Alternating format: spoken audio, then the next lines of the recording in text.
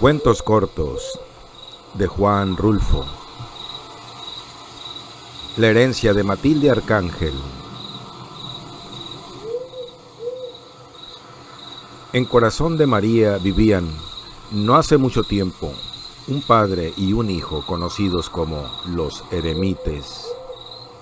Si acaso, porque los dos se llamaban Euremios. Uno, Euremio Cedillo, otro, Euremio Cedillo también, aunque no costaba ningún trabajo distinguirlos, ya que uno le sacaba al otro una ventaja de 25 años bien colmados.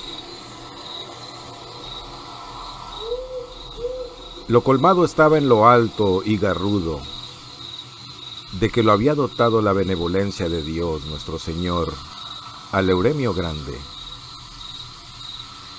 En cambio, al chico lo había hecho todo al revésado, hasta se dice que de entendimiento. Y por si fuera poco, al estar trabado de flaco, vivía, si es que todavía vive, aplastado por el odio como por una piedra. Y válido es decirlo, su desventura fue la de haber nacido. Quien más lo aborrecía era su padre. Por más cierto, mi compadre, porque yo le bauticé al muchacho, y parece que para hacer lo que hacía se atenía a su estatura. Era un hombrón así de grande, que hasta daba coraje estar junto a él y sopesar su fuerza, aunque fuera con la mirada. Al verlo uno se sentía como si a uno lo hubieran hecho de mala gana o con desperdicios. Fue en Corazón de María, abarcando los alrededores, el único caso de un hombre que creciera tanto hacia arriba, siendo que los de por ese rumbo crecen a lo ancho y son bajitos. Hasta se dice que es allí donde se originan los chaparros.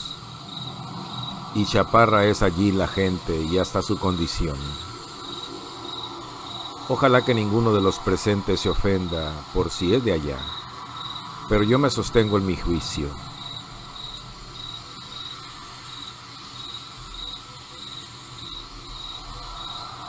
Y regresando a donde estábamos, les comenzaba a platicar de unos fulanos que vivieron hace tiempo en Corazón de María. Euremio Grande tenía un rancho apodado Las Ánimas, venido a menos por muchos trastornos, aunque el mayor de todos fue el descuido. Y es que nunca quiso dejarle esa herencia al hijo que, como ya les dije, era mi ahijado. Se la bebió entera a tragos de vingarrote, que conseguía vendiendo pedazo tras pedazo de rancho, y con el único fin de que el muchacho no encontrara cuando creciera de dónde agarrarse para vivir. Y casi lo logró. El hijo apenas si se levantó un poco sobre la tierra, hecho una pura lástima, y más que nada debido a unos cuantos compadecidos que le ayudaron a enderezarse, porque su padre ni se ocupó de él.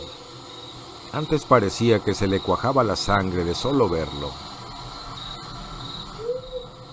Pero para entender todo esto hay que ir más atrás, mucho más atrás de que el muchacho naciera, y quizá antes de que Euremio conociera a la que iba a ser su madre.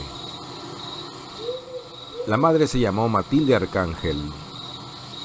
Entre paréntesis, ella no era de Corazón de María, sino de un lugar más arriba que se nombra Chupaderos, al cual nunca llegó a ir el tal Cedillo, y que si acaso lo conoció fue por referencias.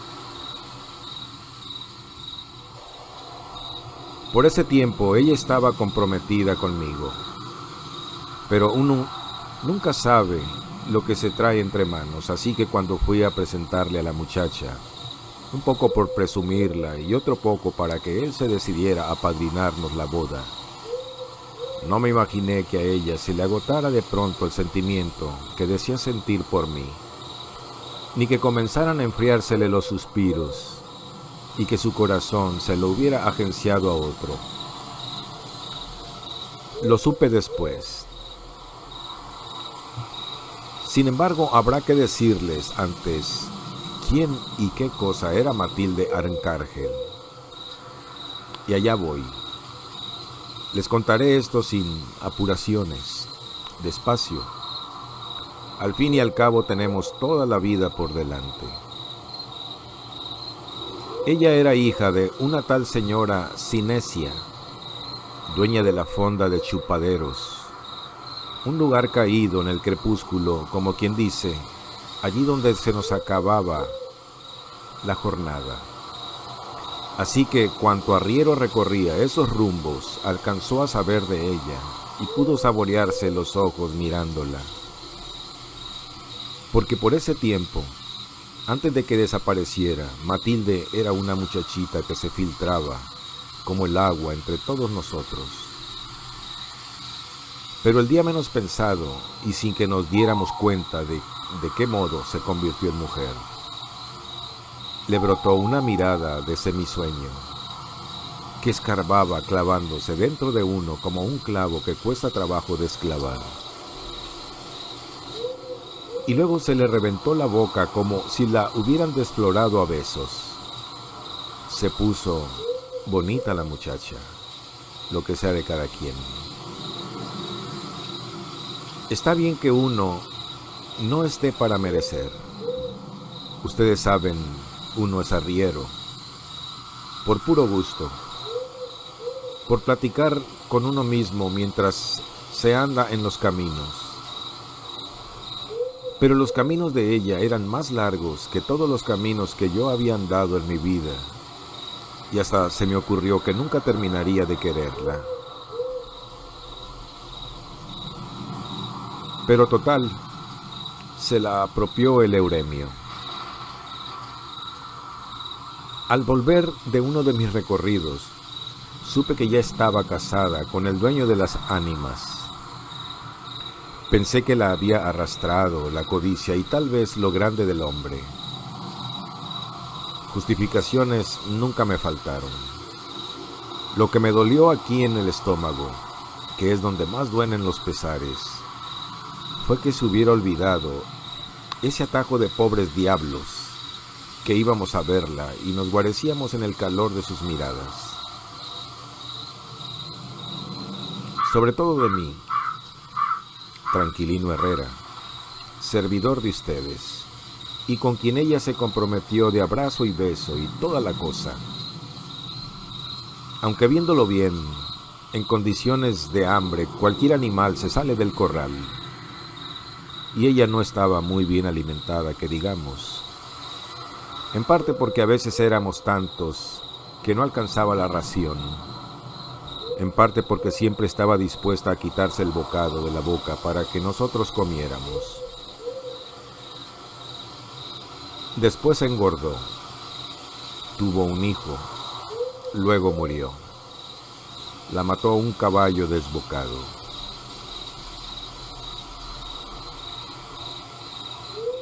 Veníamos de bautizar a la criatura. Ella lo traía en sus brazos. No podría yo contarles los detalles de por qué y cómo se desbocó el caballo, porque yo venía mero adelante. Solo me acuerdo que era un animal rosillo. Pasó junto a nosotros como una nube gris, y más que caballo fue el aire del caballo el que nos tocó ver, solitario, ya casi embarrado a la tierra.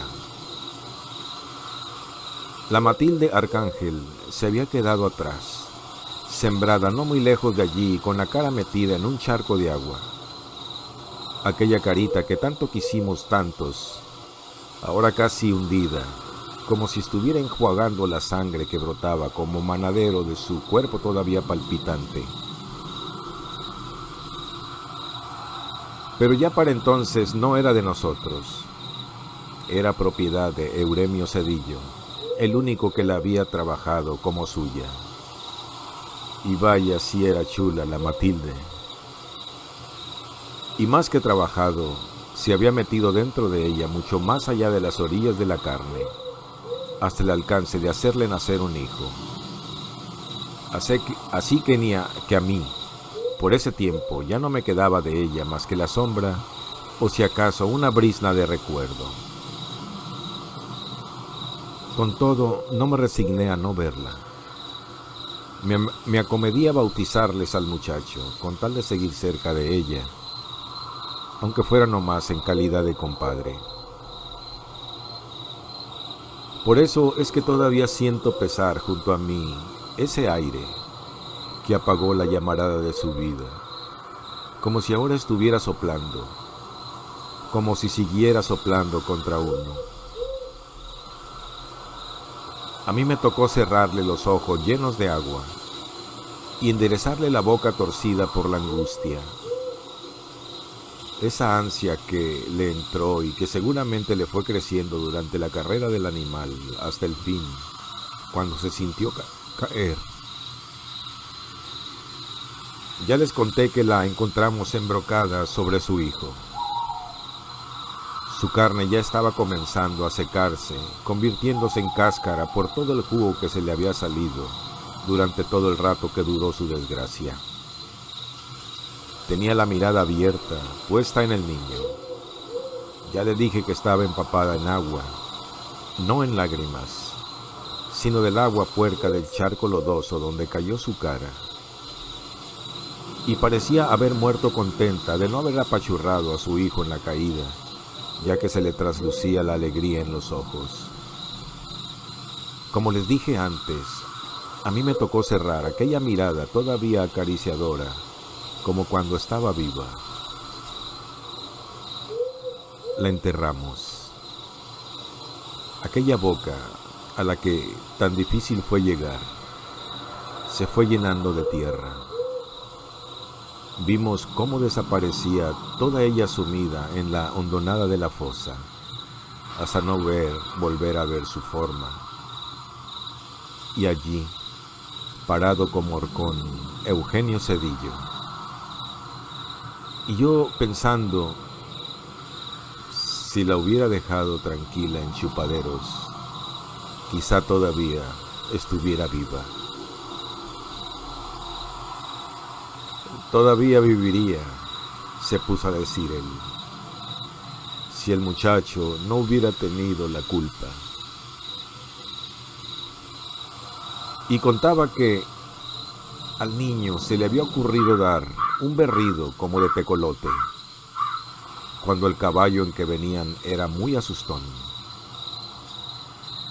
Él se lo advirtió a la madre muy bien, como para convencerla de que no dejara barrear al muchacho. Y también decía que ella podía haberse defendido al caer, pero que hizo todo lo contrario.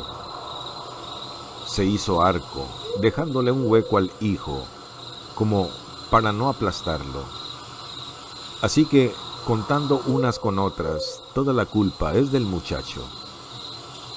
Da unos berridos que hasta uno se espanta. ¿Y yo para qué voy a quererlo? Él de nada me sirve. La otra podía haberme dado más y todos los hijos que yo quisiera, pero este no me dejó ni siquiera saborearla.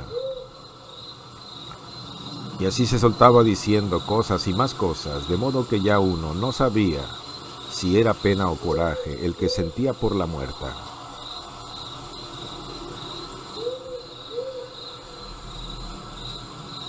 Lo que sí se supo siempre fue el odio que le tuvo al hijo. Y era de eso de lo que yo estaba platicando desde el principio. El Euremio se dio a la bebida. Comenzó a cambiar pedazos de sus tierras por botellas de vingarrote. Después lo compraba hasta por barricas. A mí me tocó una vez fletear toda una recua con puras barricadas de vingarrote consignadas a Euremio. Allí entregó todo su esfuerzo en eso y en golpear a mi ahijado hasta que se le cansaba el brazo. Ya para esto habían pasado muchos años. Eugenio chico creció a pesar de todo, apoyado en la piedad de unas cuantas almas, casi por el puro aliento que trajo desde el nacer. Todos los días amanecía aplastado por su padre, que lo consideraba un cobarde y un asesino, y si no quiso matarlo, al menos procuró que muriera de hambre para olvidarse de su existencia. Pero vivió. En cambio, el padre iba para abajo con el paso del tiempo. Y ustedes y yo, y todos sabemos que el tiempo es más pesado que la más pesada carga que puede soportar el hombre. Así, aunque siguió manteniendo sus rencores, se le fue mermando el odio hasta convertir sus dos vidas en una vida soledad. Todos los procuraba poco. Supe, porque me lo contaron, que mi ahijado tocaba la flauta mientras su padre dormía a la borrachera. No se hablaban ni se miraban, pero aún después de anochecer se oía en todo Corazón de María la música de la flauta, y a veces se seguía oyendo mucho más allá de la medianoche. Bueno, para no alargarles más las cosas, un día, quieto, de esos que abundan mucho en estos pueblos, llegaron unos revoltosos a Corazón de María. Casi ni ruido hicieron, porque las calles estaban llenas de hierba, así que su paso fue en silencio, aunque todos venían montados en bestias. Dicen que aquello estaba tan calmado y que ellos cruzaron tan sin armar alboroto, que se oía el grito del sormormujo y el canto de los grillos, y que más que ellos, lo que más se oía era la musiquita de una flauta que se les agregó al pasar frente a la casa de los eremites, y se fue alejando, yéndose hasta desaparecer. ¿Quién sabe qué clase de revoltosos serían y qué andarían haciendo? Lo cierto, y esto también me lo contaron, fue que a pocos días pasaron también sin detenerse tropas del gobierno, y que en esa ocasión Euremio el Viejo, que a esas alturas ya estaba un tanto achacoso, les pidió que lo llevaran. Parece que contó que tenía cuentas pendientes con uno de aquellos bandidos que iban a perseguir. Y sí, lo aceptaron. Salió de su casa a caballo y con el rifle en la mano, galopando para alcanzar a las tropas. Era alto, como antes les decía, que más que un hombre parecía una banderola por eso de que llevaba el greñero al aire, pues no se preocupó de buscar el sombrero. Y por algunos días no se supo nada. Todo siguió igual de tranquilo. A mí me tocó llegar entonces. Venía de abajo, donde también nada se rumoraba. Hasta que de pronto comenzó a llegar gente. Cuamileros, saben ustedes. Unos fulanos que se pasan parte de su vida arrendados en las laderas de los montes, y que si bajan a los pueblos es en procura de algo o porque algo les preocupa. Ahora los había hecho bajar el susto. Llegaron diciendo que allá en los cerros se estaba peleando desde hacía varios días y que por ahí venían ya unos casi de arriba. Pasó la tarde sin ver pasar a nadie. Llegó la noche.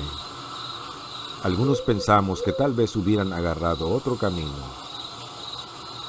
Esperamos detrás de las puertas cerradas.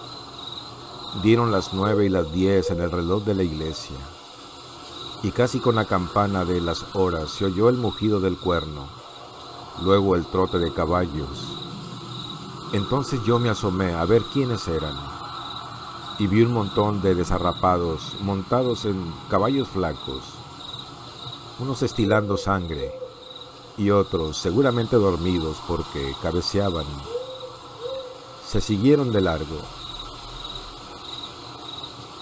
Cuando ya parecía que había terminado el desfile de figuras obscuras, que apenas si se distinguía de la noche. Comenzó a oírse, primero a penitas y después más clara, la música de una flauta. Y a poco rato vi venir a mi ahijado Euremio, montado en el caballo de mi compadre Euremio Cedillo.